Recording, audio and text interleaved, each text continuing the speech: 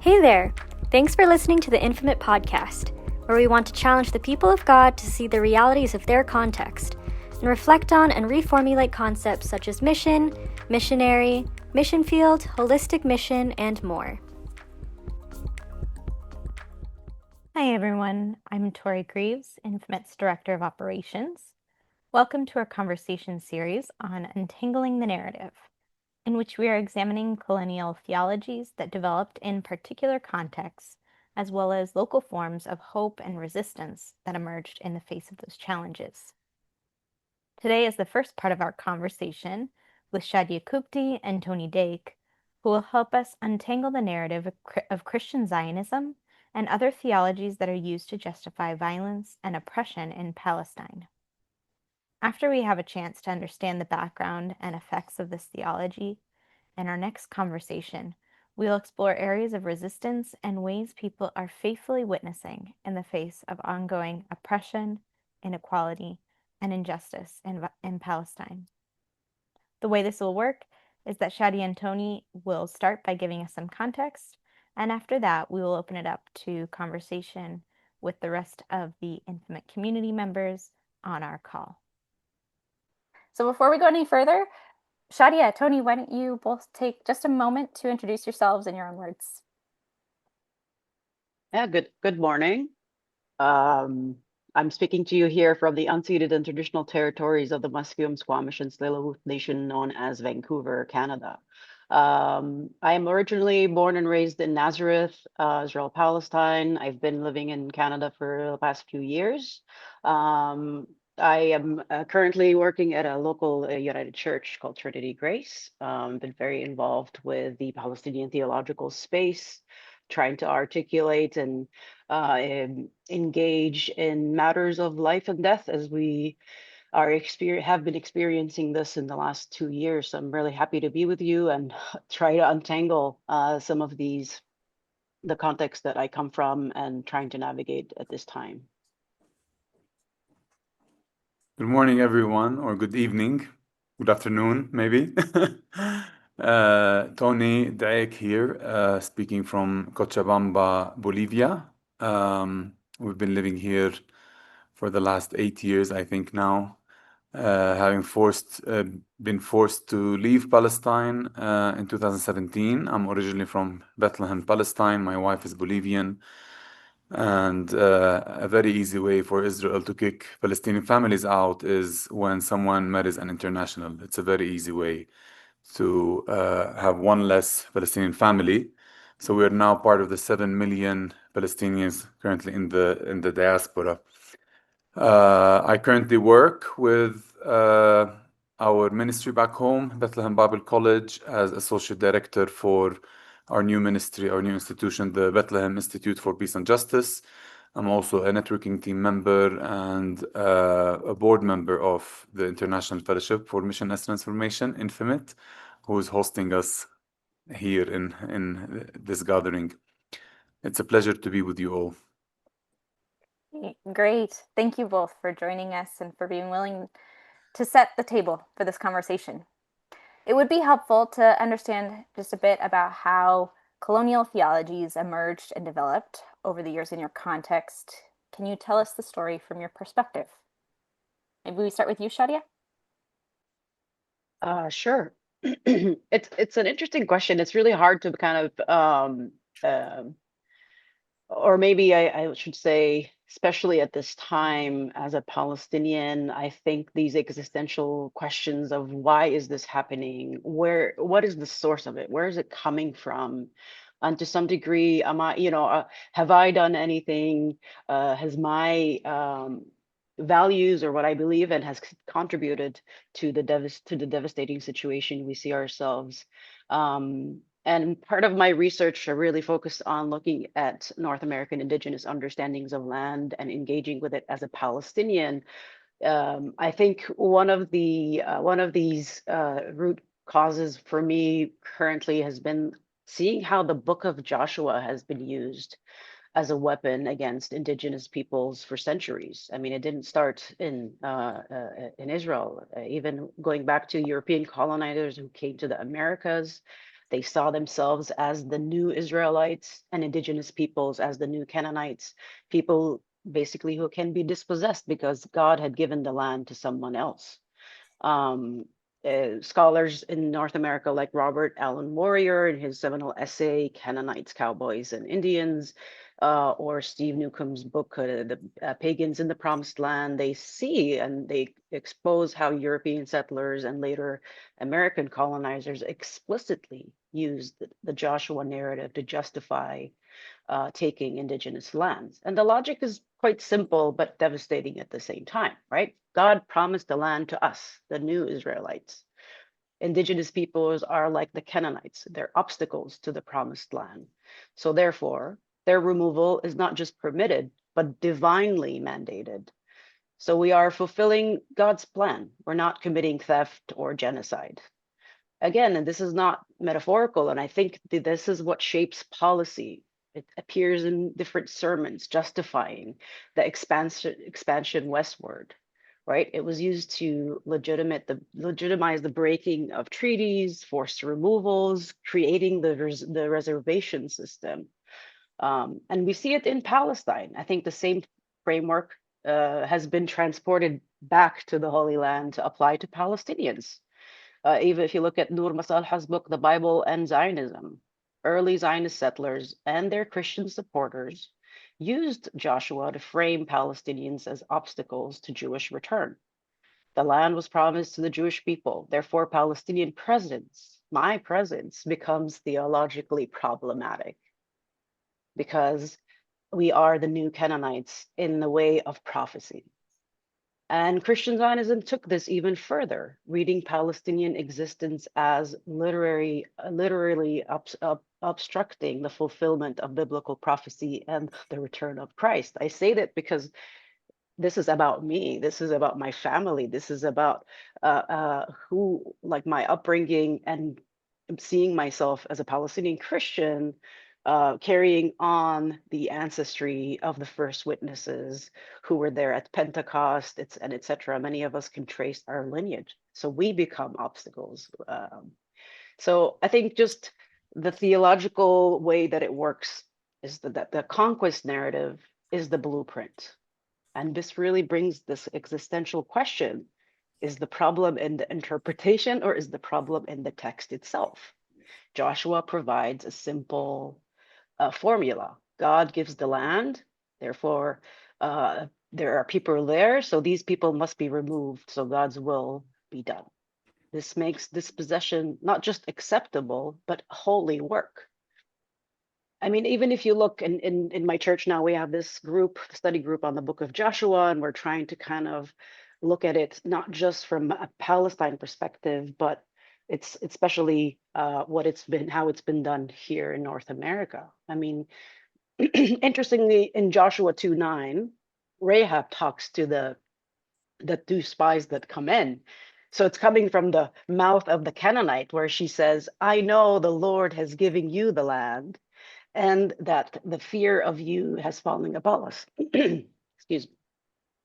And we see that again, if you look at scriptures, many times it's women who kind of give these plunge kind of justification why things should happen. Look at the Samaritan woman. She's, if you are reading it as in the colonial gaze, she's saying, we invite you, Jesus, you come to us, come to my town and spread the word. And Musa Doob has looked at it from that perspective, and she says it's actually Jesus, that Christianity was invited into Samaria to change it. So it's really about this narrative that divine mandate, the Lord has given you the land, plus psychological terror. The fear of you has fallen upon us. And this fear is so palpable even now. Look at Gazans and their fear of just being displaced and the fear of being bombed. Like that there is a precursor of inflicting this horror on people before their dispossession. So you need both. You need divine mandate, and it's it's not just the ideology. It doesn't just move people off land. Violence alone requires too many resources and eventually faces resistance. But divine mandate plus terror makes dispossession appear both inevitable and righteous. The victims are supposed to recognize God's plan and flee before it. And the contemporary application of it, right?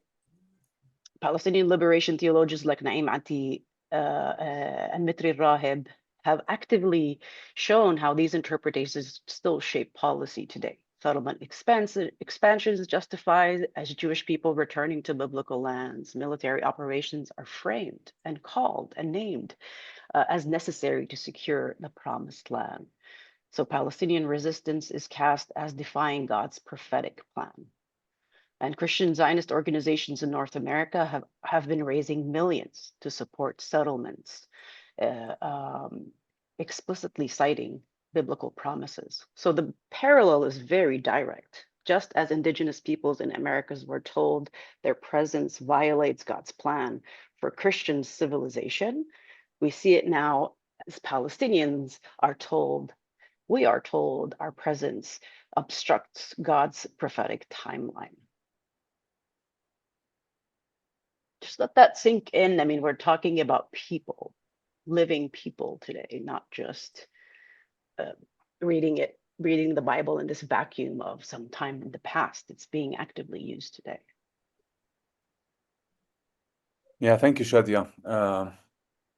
I think you're spot on by centering the abuse of the book of Joshua. And recently I came across this book published by Oxford University Press, I think,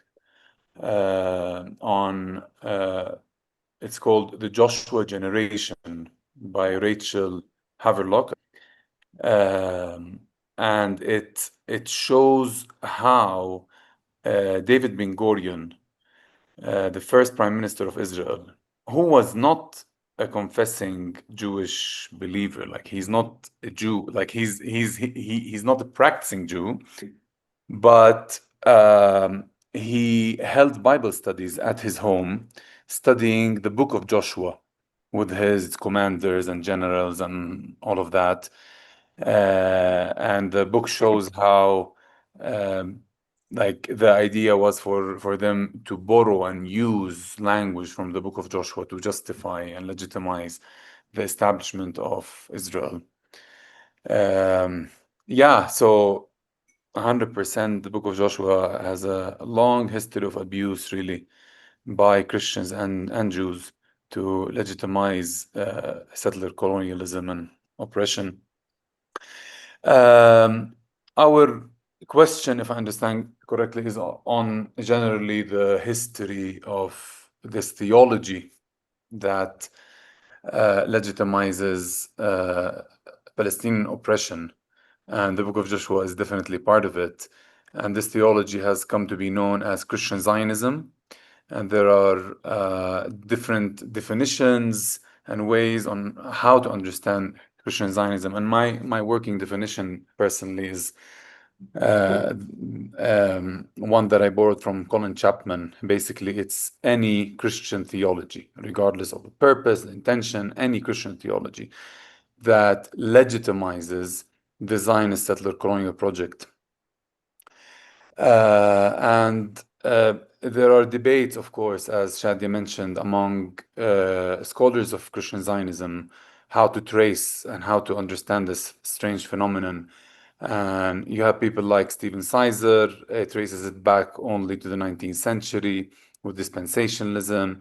People like Robert Smith went back to the Reformation times, especially. And I recently met a Palestinian, I don't know, Shadi, if you know her. She recently finished her PhD at Columbia University. Haneen Shahade, she's from Gaza, and her family is still still living there.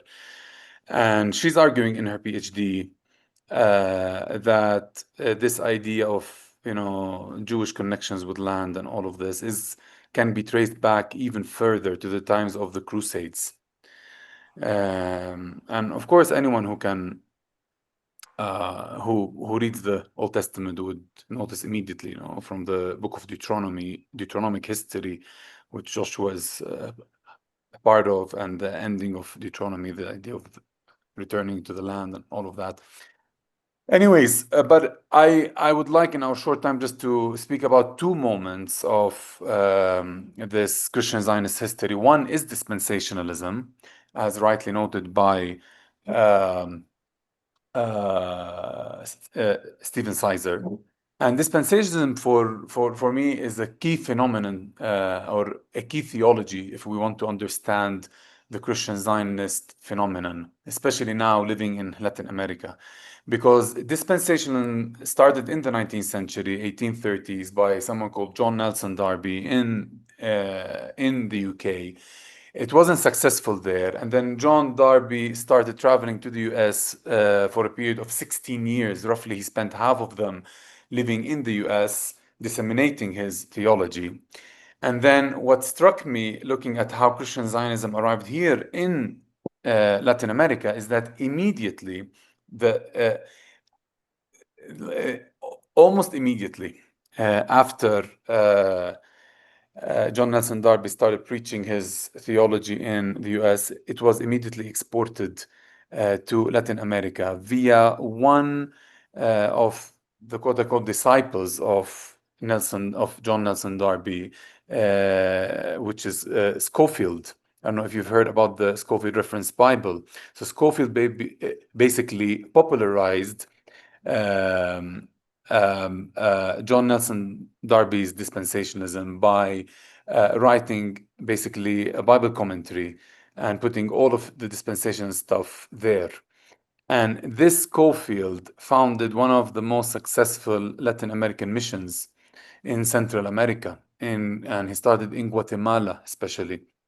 And from there, dispensationalism got spread everywhere, especially in Central America. That's why you have now in Guatemala very strong pro-Zionist politicians.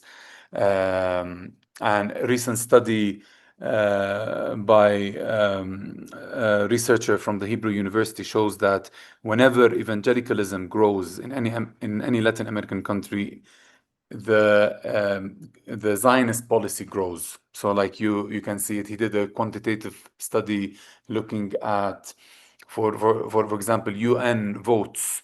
The more evangelicalism increases in a Latin American country, the more this country votes pro-Israel in the United Nations. The correlation is direct. So dangerous stuff. I mean, here in Latin America, when I normally speak in churches or in groups here in Bolivia, I am often introduced as someone bringing a non-traditional view. So dispensationalism is just the traditional view. Although what we are saying goes back to Paul, that Jesus fulfills all of the promises, like nothing new. No one will give us a PhD for saying these things. There's no innovation. Jesus fulfills all the Old Testaments. But this is considered a new view. And the traditional view is to look at the Bible with a dispensational lens and separate between God's plan for earthly Israel and God's plan for heavenly Israel, which is the DNA of dispensationalism. The DNA of dispensationalism is this separation, that God has two purposes, two plans, two people. As John Hagee, the director of Christians United for Israel, once said, you look at these passages in the book of Genesis where God promises Abraham that his seeds would be like the sky, like the stars in the sky, and like the sand in the, like the sand. And he said that this sand is Israel and the stars in the sky is the church. So like two people, two purposes, and all of that. Very strange interpretation, very strange theology. And the second thing, so you have dispensationalism, which has huge influence. This is indeed the core of Christian Zionism. But there are other forms of Christian Zionism among mainline churches, which can be traced back at least to the early 20th century, and with anti-Semitism and especially post-Holocaust theology. So you have people like Karl Barth describing Israel as a sign of God's faithfulness. And this is using Edward Said language, a restorative citation. You have all this theological tradition post-Holocaust describing Israel as a sign of God's faithfulness, which for us links God's character. God's faithfulness is, we speak about God's character. So these theologies link God's character to what we in Palestine refer to as the Nakba, as our catastrophe, as our ethnic cleansing. The establishment of Israel was accompanied by no less than 30 documented massacres, the expulsion of 750,000 Palestinians, the destruction of 550 villages and towns. For a whole Western theological tradition, from Karl Barth to Walter Brueggemann, this is a sign of God's faithfulness. The establishment of Israel. Walter Brueggemann, in his latest book, said that he celebrates, like progressives and evangelicals, this is, I'm quoting him, almost verbatim, he says, I celebrate the establishment and the prospering of the state of Israel as an embodiment of God's chosen people. Well, I'm memorizing these days Brueggemann, because he's so celebrated, but we need to understand how ingrained this Zionist tradition is in Christian theology.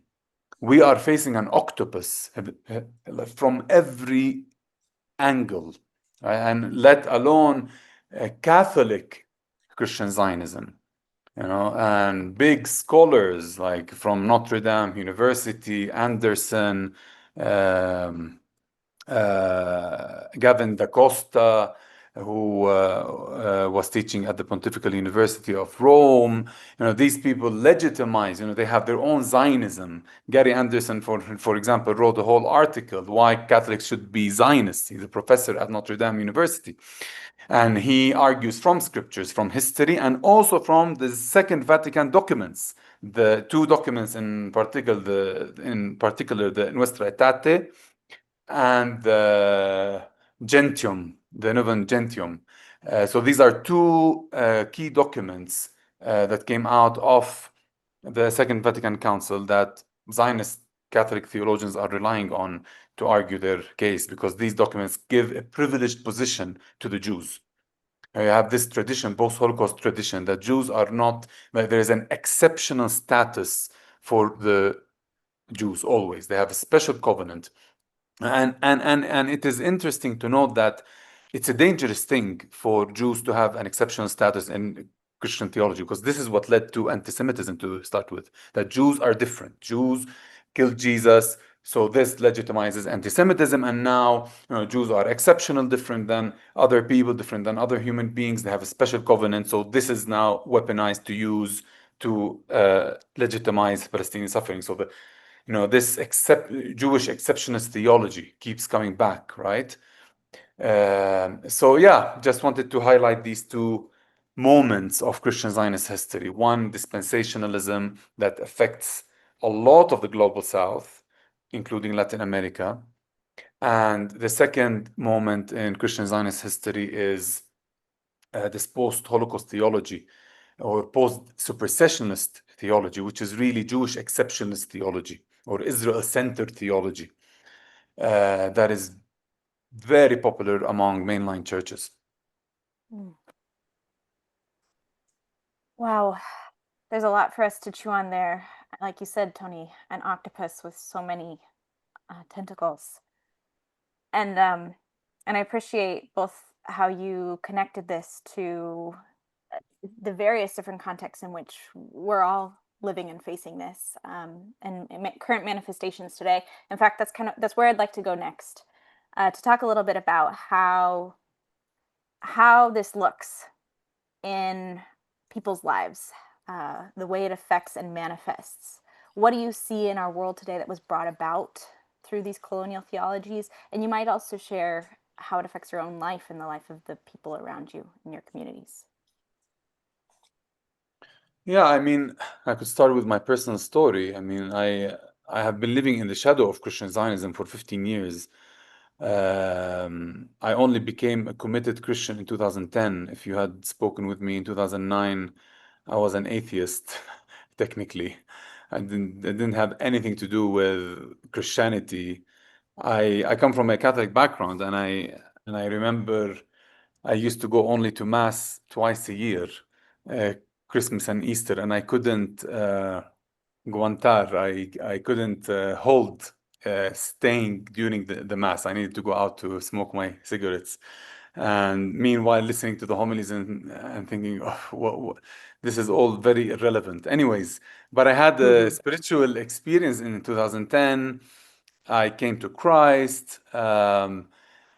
And I started going to church. A friend of mine encouraged me to check out the evangelicals. So I ended up in an evangelical church, and I was immediately struck by this Christian Zionist theology. If you ask people in Palestine about Christian Zionism, an average Christian, they would tell you this is a cult, like Jehovah Witness, somewhere in America.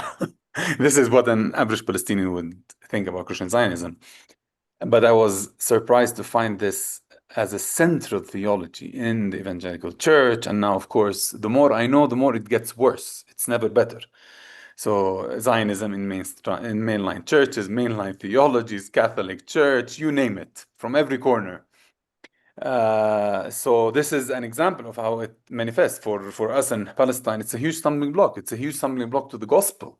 And I remember like listening to sermons and then checking these people out that I'm listening to. And this guy is a Zionist. This guy is collecting money for Israel. And I remember those nights where I was like crying to God, Lord, what is this? Like, where did you bring me to? What is this religion that I am part of now? And I always say, if it weren't for this spiritual experience that I had, I would never have become a Christian. Knowing, as a Palestinian, what so many Christians believe and so many theologians believe, like who can follow a God that, like Shadia said, would legitimize your killing and the ethnic cleansing of your people and the massacres of the Palestinian Nakba, and like who would follow such a God? If God is the God of ethnic cleansing and massacres and blood and war and violence, I personally don't want this God. But our God is not like this. It's very important to declare that. Our God is not the God of war. Our God is not the God of ethnic cleansing. Our God is not racist, not a real estate agent. He doesn't, from Deuteronomy, we know it, from Deuteronomy 10, God does not show favoritism. And Acts picks it up. Peter declares it. God does not show favoritism. It's like it is striking that we need to say these things out loud in Christian circles, because essentially this is what Christian Zionism is declaring, that God is racist. God favors a nation above another, based on their ethnicity, giving them land inhabited by other people. Like, what do you call that? So, yeah, I mean, this is all, as Shadia said, like this is all real stuff for us. This is theology that affects our families, our lives. I'm here in Bolivia because of this theology. I'm expelled. I love Bolivia, but I mean, I was expelled from my home. 8 years. I'm now unable to go back because of this theology. My grandpa was expelled from Shfa'amr, his town in the Galilee, because of this theology, legitimized by this theology. My great aunt Jalila was killed in 1948 when the Zionists poisoned the water supplies of Akka because of this theology, or legitimized by this theology. Even it's beyond legitimization. It's causal. Like this researcher from the Hebrew University shows, like there is a direct correlation between this theology and our suffering, like very direct. Like if it wasn't, like Ellen Pape argues and others, that if it weren't for this theology, Christian Zionism, dispensationalism, and post-Holocaust theology, the Zionist settler colonial project would not have succeeded. It's as simple as this. Yeah, I mean, interestingly, today is Atonement Day, right? Where the Jewish community are fasting, examining whether their individual or collective actions, life, and seek atonement, seek forgiveness. And I think to connect it, I think as a as a Palestinian, I mean, the genocide has kind of, I feel like it's a long period of this atonement, because we are checking ourselves. We're checking how have we been complicit in any way? Have we, you know, for Christians who are connected to missions in West, predominantly in the West, right? And looking at these connections, like Tony said, and so my paternal ancestry is Coptic, my maternal is Greek Orthodox, but I was raised Baptist in Nazareth, right? And it's connected to the Southern Baptist mission work.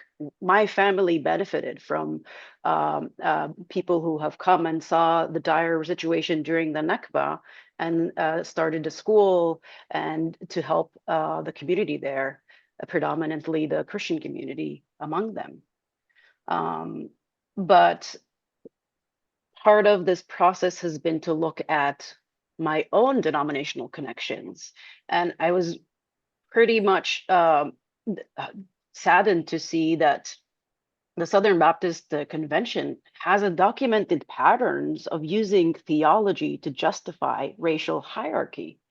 I mean, even if you look at their 1995 resolution, right, were founded in 1845 when the Southern Baptists split over the right to defend slavery, right? And then there's a new book by Walker Robbins called Between Dixie and Zion, Southern Baptist and Palestine Before Israel. So they look at the first contact of these Southern Baptists with the indigenous communities in there. And I read the book and I'm still processing it because it's personal. It's about my family. So many of the names there, talk about my faith community in Nazareth.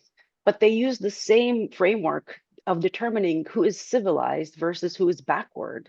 And just the words and the way they viewed the Palestinians, regardless whether they were Jews, Christians, or Muslims, we were seen as these uncivilized peoples needing these Western missionaries to help us catch up with progress and civilization. But again, let me show you how this looks like today, right? Last year, in June 24, they had a resolution. They called it On Justice and Peace in the Aftermath of the October 7 attack on Israel. And it's available on their website.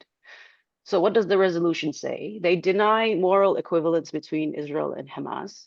They oppose ceasefire calls without hostage release. They state that true peace will not be achieved until the return of Christ. One sentence acknowledges Palestinians. One sentence. When the Southern Baptist Convention has founded the Baptist community there, they recognize the dignity and personhood of all people, not even living in the Middle East, and affirm God's love and offer of salvation to them through Jesus Christ. And I want to say, if it weren't for the Baptist Palestinian missionaries during the Nakba, the Baptists wouldn't have survived there, because it wasn't because the mission supported them, but because those people, the founding members, had a heart to the people, and they stuck with them, and they continued to be a witness and to be part of the community at the time. We all know the news, right? I mean, how many people have been killed so far? The numbers, I think at this point, whether it's 40, 50, 100,000, many are dying. Many Palestinians are detained. Attacks on Palestinian Christians, those in Gaza and those elsewhere in the West Bank. Deliberate starvation, attacks on hospitals, schools, some of them founded by these missions, like Al-Shifa Hospital. It was founded by Christian Mission Society. Noting the rise of anti-Semitism is quite clear, and they talk about it, but zero mention of increase in hate speech or hateful crimes against Palestinians, Arabs, and Muslims. So for me, it just raises more questions, and to see how these theologies manifest today. Palestinian life gets one sentence about dignity. Israeli security gets multiple paragraphs and prophetic justification. And this resolution again shows you that how Israeli support is connected to Christ's return, making Palestinian existence subordinate to eschatological expectations. Among them, Palestinian Christians, like fellow believers, larger church, we are dying. We are declining significantly in numbers. And the response, this must happen for prophecy to be fulfilled. This is the Joshua conquest narrative in action today, at least the way I see it. Palestinians are obstacles. We are aliens to God's plan, and we must be removed so that prophecy is to unfold. And I have more questions than answers, really, right? How can we proclaim the gospel of the resurrected Christ, life-giving Christ, while offering Palestinians a gospel of death simply because we are Palestinian? How can we say dignity and personhood for all people in one sentence, then oppose every mechanism that would actually protect Palestinian dignity and personhood, like a ceasefire, accountability, humanitarian aid? I don't know. I mean, when Palestinian Christians, right, brothers and sisters in Christ, are being killed, starved, sheltering in a church for 2 years, in their churches for 2 years now, trying to survive, how is your theology of their suffering different from the theology that once said slavery was once God's plan for enslaved Africans? And if our eschatology requires Palestinian or any death and displacement to be fulfilled, what gospel are we actually preaching? Because it's not the gospel of the one who said, blessed are the peacemakers, or love your enemies. Again, like, I think as a Palestinian, just trying to say, like, we're stuck in a whirlwind of also, again, this atonement, this introspective. What is going on here? And how can these can this reality speak to life, speak to the resurrection, about our role, about who we are, about our mission in life? And I don't think the answers come alone. These are not questions to ask separately, but these are questions that we need to seek as community, as the church, capital C. Thank you both. Now we'd love to bring in questions that you all have. Feel free to raise your hand or send a question in the chat. I do just want to encourage us. Today we're sitting in the lament, the reality of these colonial theologies and their manifestation. But let's not move on too quickly. Next time we'll talk about resistance when we come together next week. But what questions do you have about what you've heard today? Yeah, welcome, Donnelly. Hi, thanks for this opportunity.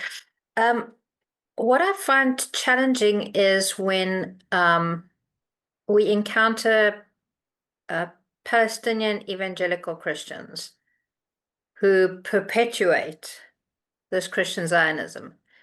I find that a struggle, especially when they are part of this community of believers who are also being persecuted, and yet they continue it.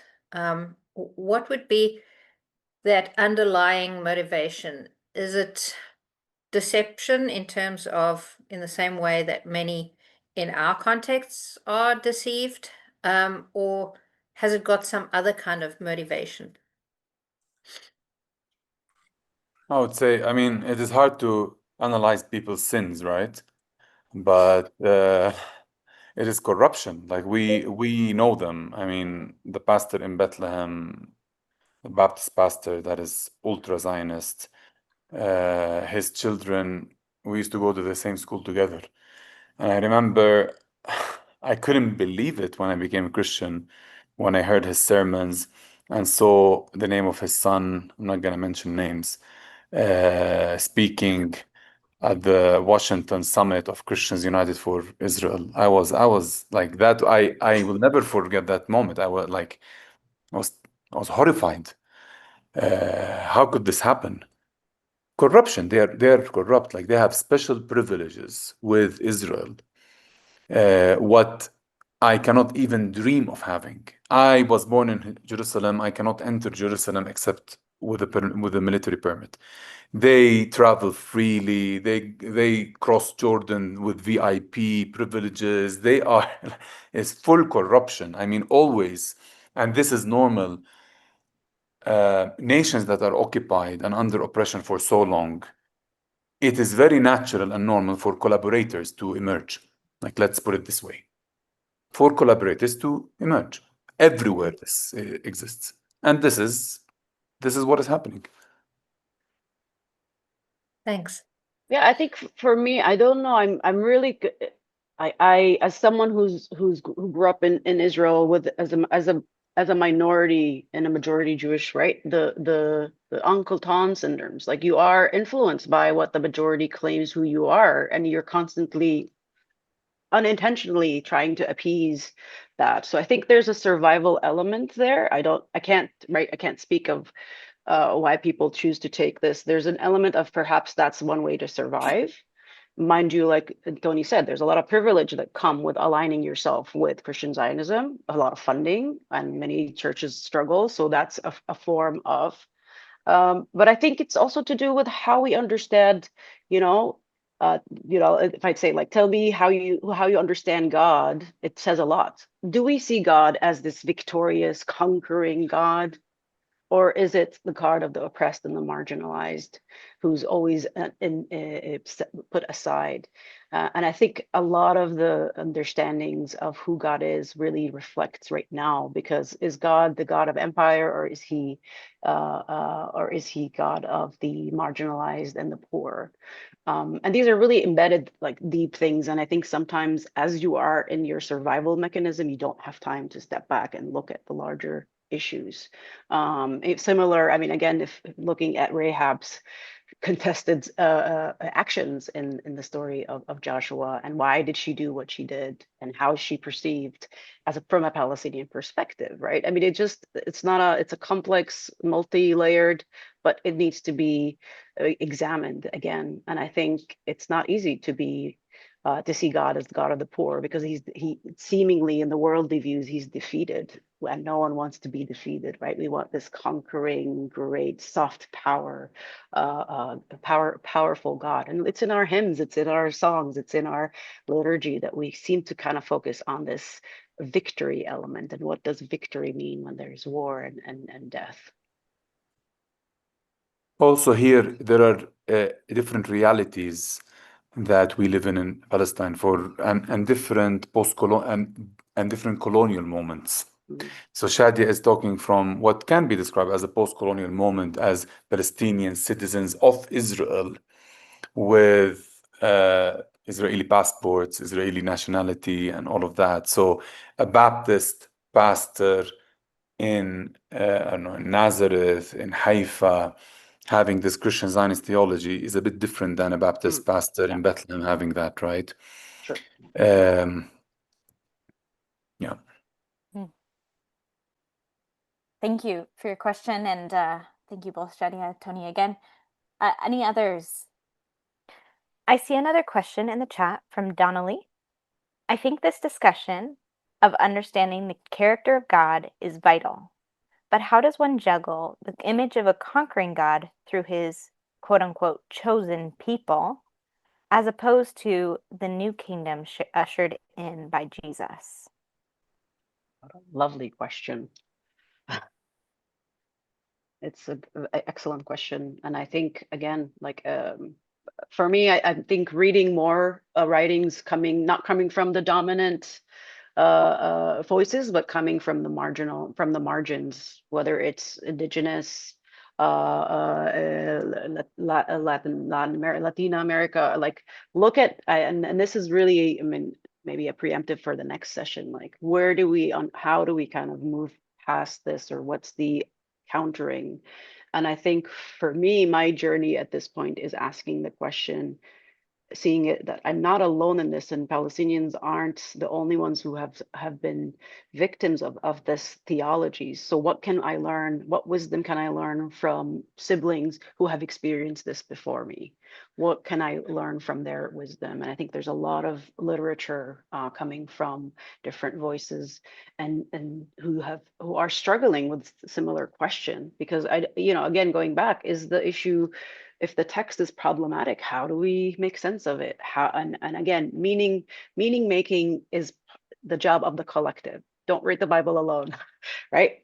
Bring in people to grapple with this, and it's really wrestling with the text, and how do we steer away from this chosenness narrative, because it's been weaponized, and is still being weaponized by creating these seemingly hierarchies. And yeah, I would just encourage to look at different literature, maybe.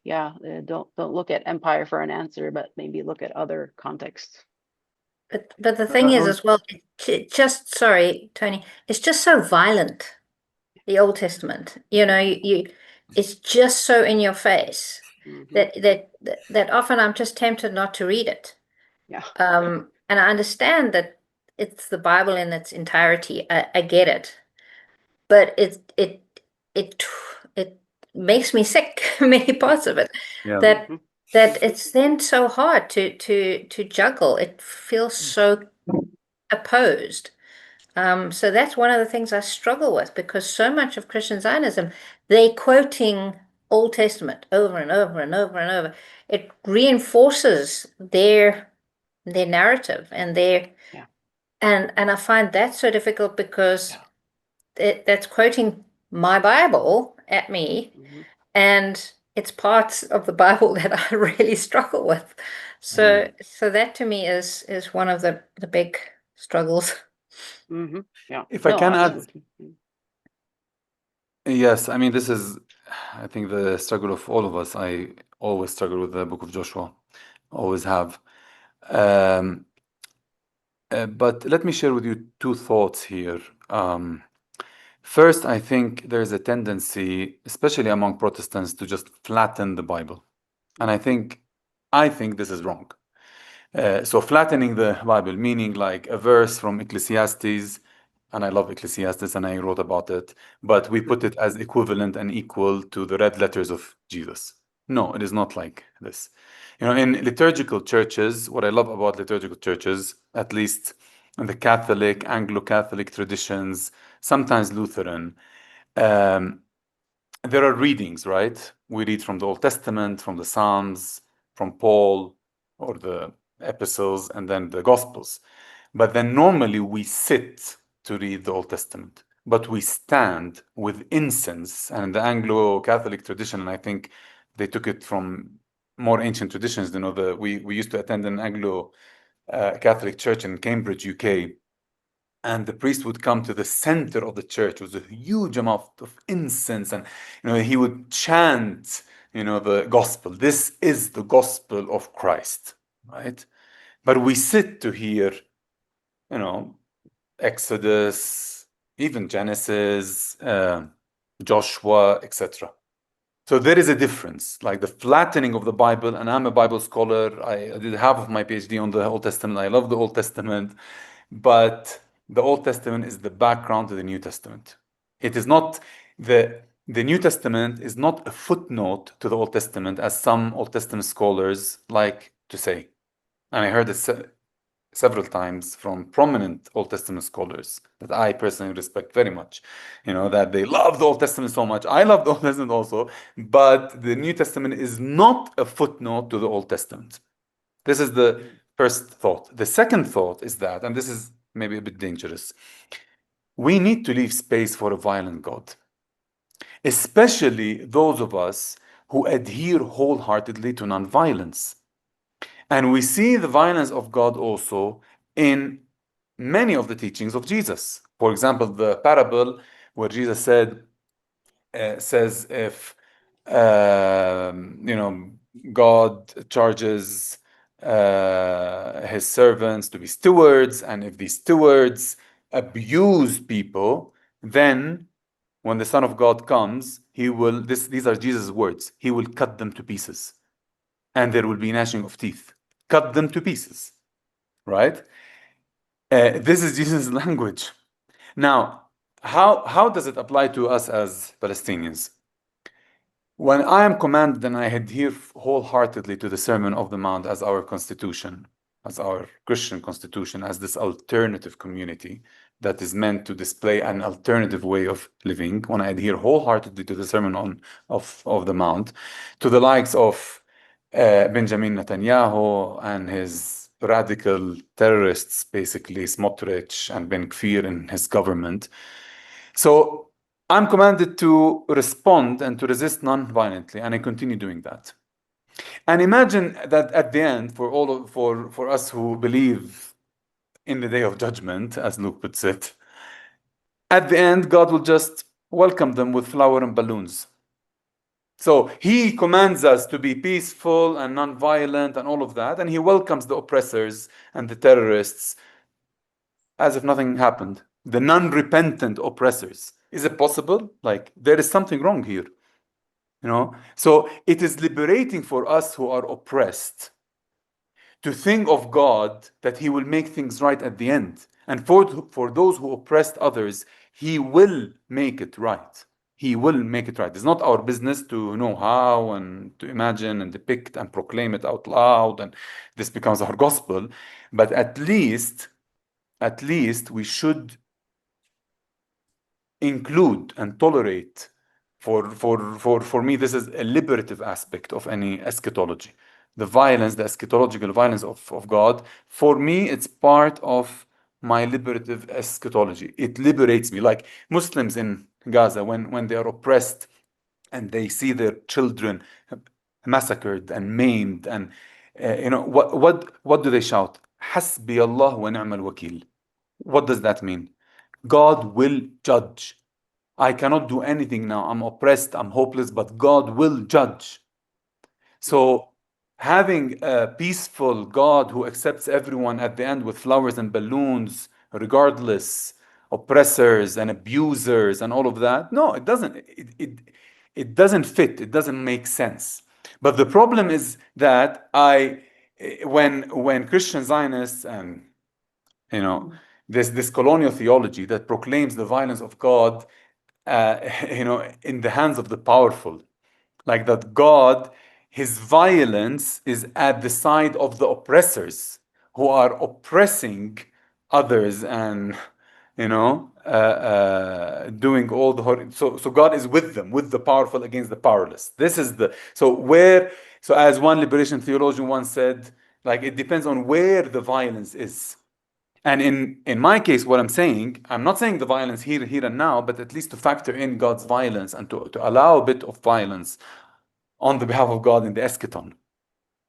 And yeah, I mean, if we center the New Testament, I don't think we can come up with fully non-violent eschatology. And this, for me, is a liberative aspect for people who are downtrodden and oppressed and massacred day and night.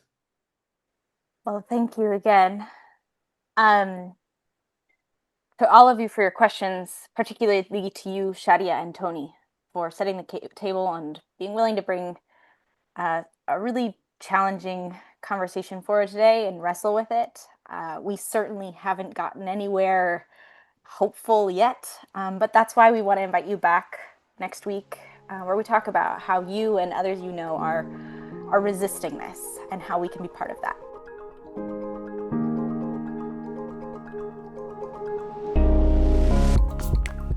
Thanks for listening. I hope you enjoyed this episode as much as we did. Please don't forget to subscribe to our channel on Apple Podcasts, Spotify, or the platform you prefer. If you think this could be helpful for someone you know, please share it with them. The best compliment we can receive is a referral to someone else. See you next time.